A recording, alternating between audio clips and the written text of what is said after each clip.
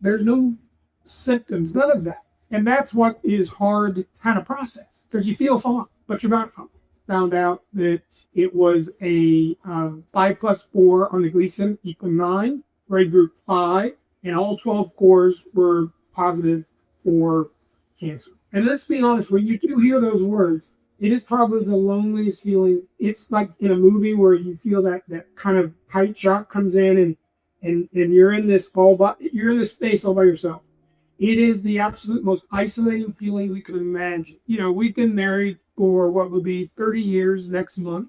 We'd had 2 kids and we got 2 grandkids. You know, life was pretty normal, pretty good. We've had our challenges, but never necessarily specifically medical for us. Back in 2018, I was diagnosed with BPH. You know, the typical, went to that for a lot, just kind of miserable in that respect. Went to the eventually urologist, and they diagnosed it, and they did what's called a whole lip procedure, basically where they kind of do an ablation and hollow it out, basically. Immediately, the relief was there, both in the frequency, the urgency, and of course, PSA went down to, half a point. It was like next to nothing. So everything was great. During a typical exam with my primary, I got a annual PSA as I normally do, and this was in April of 2025.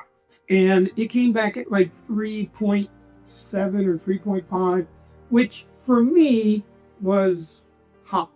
Now, I know that there can be other things that they say causes, elevated PSA, and it wasn't over the quote threshold. So I didn't think, I was concerned, but I wasn't like, oh my goodness, what do we do?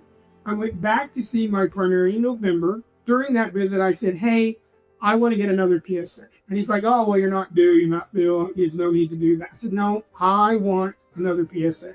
Because what I knew was that 1 in April was high for me. And so he did it.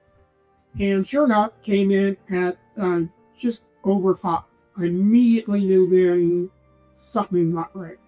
We're very good at being engaged, being involved. We're not passive participants when it comes to doctors or medicine in general.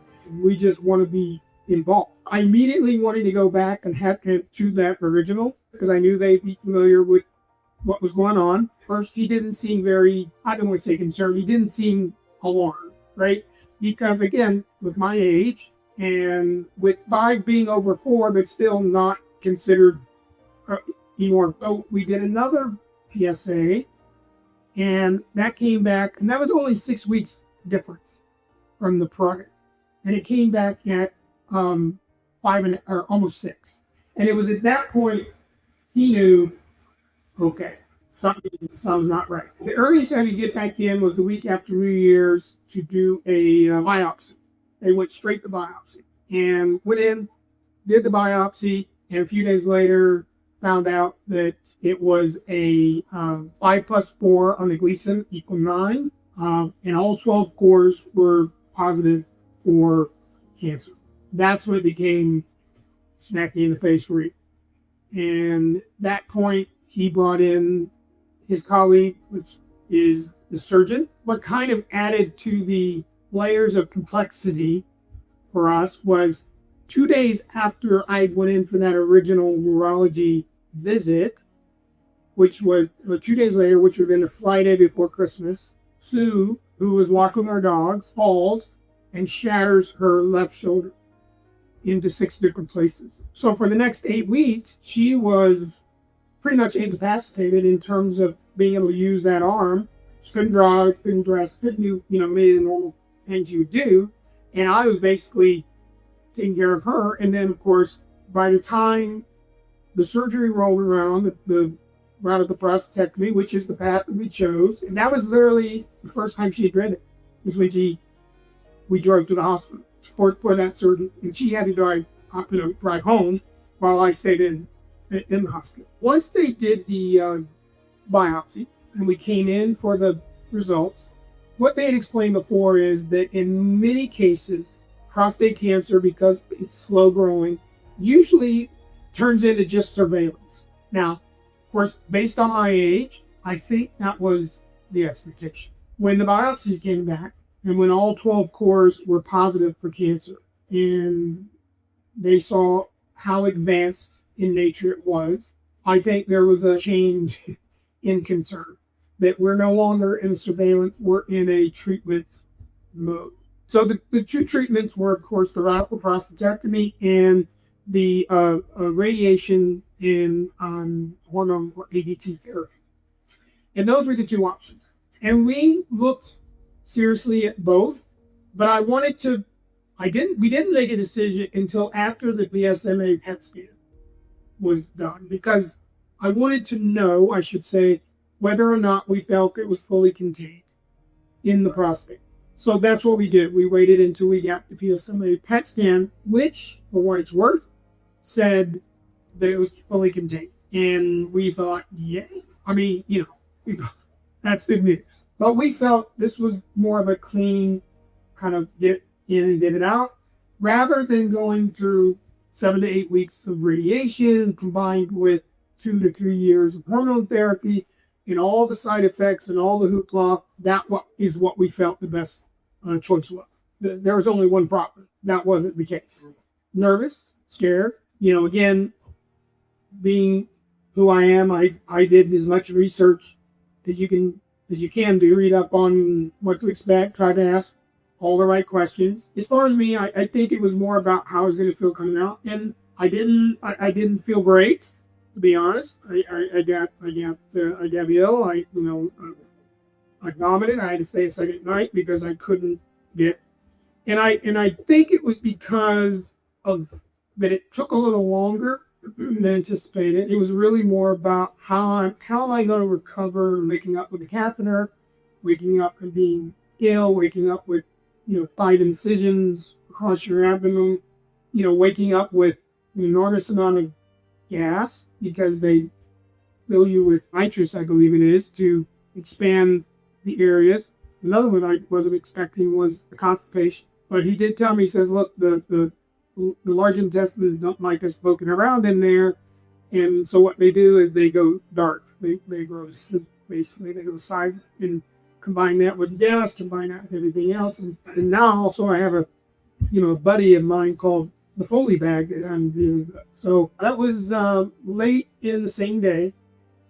Surgeon came in. It was much more multifocal than we initially thought.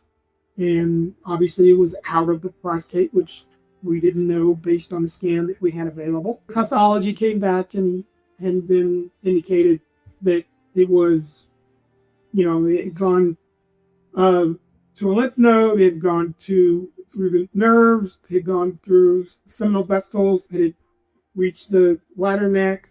It was multifocal. PET scan was, although being the gold standard, as they say, did not.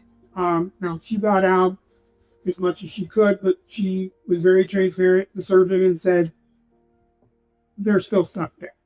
And we fully expect that there's going to be further treatment. We've had, follow-up appointments, obviously, with the surgeon, the urologist surgeon. We did it. We got my first PSA post-op on, what was the last? July 6th? No, that was the second one. On June 7th, sorry. June 7th. It was like 9 weeks. Our 30th year anniversary is next month. We had already booked and planned a year in advance an Alaskan cruise. Bucket list deal. It was going to happen, and then it was. So we wanted to get a PSA as soon as possible. And if it came back undetectable, then we would go ahead. So that first PSA 9 weeks out, which was the earliest we could get it post-op, was came back at 0.08, so not undetectable. So we canceled that trip. It was after that I started schedule oncology visits, because I knew that's where this was headed. I wanted to get ahead of the game. Again, not a passive participant. Met with an hematologist oncologist. And then the next week, met with the radiation oncologist. The radiation oncologist spent literally an hour and a half, which we thought was both amazing and incredible, ultimately we scheduled a biopsy, or a PSA on for July 16th, which we had, and that came back at point 0.1. So it actually ticked up just ahead. He also scheduled an MRI for that same day. Good news there is, at least from what the MRI showed, in the prostate bed specifically, there was nothing that gave him any cause for concern. But obviously it's still a 0.1 and it's also trending up. So there's disease of some sort somewhere. It just either is not visible by scan in the prostate or it's somewhere else and we don't know about yet. Look, they're roller coaster, right? It's a mixed bag of emotions. When you're told, and we were early on, that the survival rate, or time I should say, is 8 to 10 years. When you're told 70 to 75% recurrence likelihood. And it, again, at that point, age 59, you're thinking, wait a minute, that's not how this movie was supposed to end. We had been planning for years, what retirement was going to look like, what we were going to do. We were going to, sell it all, buy an RV, travel the country, see everything we wanted to see, do what we wanted to do, but do it on our terms and our time, right? But then when you're faced with this, you're like, well, that wasn't in the brochure. I'm not sure where we go from here. And it just, again, all of a sudden, everything you ever thought about, planning-wise, life-wise, kind of comes to a screeching halt. So the concern is, how do you plan anything? When we couldn't go on the cruise, we were then going to go down to Florida where I had family and we were there last year. So we said, well, maybe we can have a chance to go back again. Well, now, based on the treatment that we just learned of, that's a non-starter anytime soon. Trying to process how you plan a life in 90-day windows, right, is very interesting.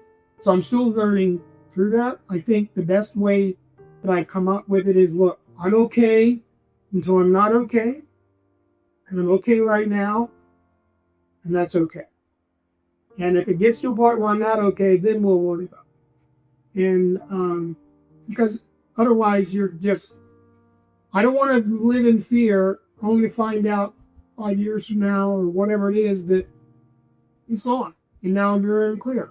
Well, I just wasted the last 5 years. The fact that the MRI came back clean, the fact that we were still at just 0.1, even though it was slightly rising, bought me a couple of months on the radiation treatment to start, which is scheduled to start at the end of October. However, starting next Tuesday is hormone therapy. And that was the other question I asked. Can you do one without the other? Let me get on the hormone therapy to help tamp it down. We'll take some other PSAs to see what's going on. And assuming nothing dramatic changes, we're going to keep that 2 month or that few months extra time on when we start radiation. And he agreed with that. He thought that was a very practical and good plan. My 60th birthday is Monday. And on Tuesday, I start hormone therapy. So, the hot flashes, the irritability, which I know she's very thrilled with. I am. A fatigue. And we're not talking about, oh, I need to take a nap fatigue. We're talking about bone deep kind of, I can't get up even on my feet. The muscle loss, the potential weight gain that goes with that. I had always had the idea when we did our retirement and our travels, we would document the journey just to have it for when we're too old to be on the road and have to come off the road, and then we can sit and watch our own stuff and say, hey, what we did, and then be able to share it with family as well, right?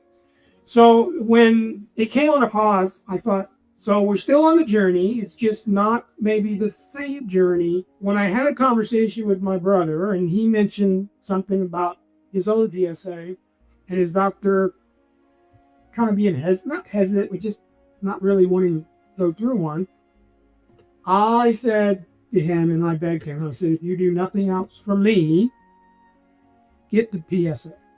And he did, and he swallowed. When you get faced with this kind of deal, you lose all sense of control. You have no say in what your body is doing and what is going on. By me having this and doing this together, it gives us something that we can control, something that we can manage, something that we have a say in. I think part of the important and the reason I wanted to here is that sometimes the forgotten patient in all of this is the caregiver. Prior to this, as I mentioned earlier, I believe we took care of suicide recovery patients. We were full-time caregivers. And here, sorry, what I said. Sorry. We were full-time caregivers, and what we learned very quickly there is if we didn't take care of ourselves and got burned out, then we weren't going to be very good to anybody else. I think there's a certain sense of resentment and guilt that is tied to caregivers in general, because you resent having to do some of the things you have to do, or the fact that it disrupts your life in the way that it does, but at the same time you're guilty because are you doing enough? And I think that burnout is real, but just don't be afraid to ask one more question. Don't be afraid to lean on your support system and your safety net. Don't think you have to walk this journey alone, ever. Because there's people and places out there. You don't have to know what's through the next door. You just have to walk through it. And then the one after that, and the one after that. You don't have to know what the next test is going to be. Just take it. Just take it. Well, first, I wish I'd have heard that I did make it. If I'm being completely honest. But I think the biggest thing is to understand that you're not alone. So I need to just go forward. And I'm still learning how to do that, quite honestly.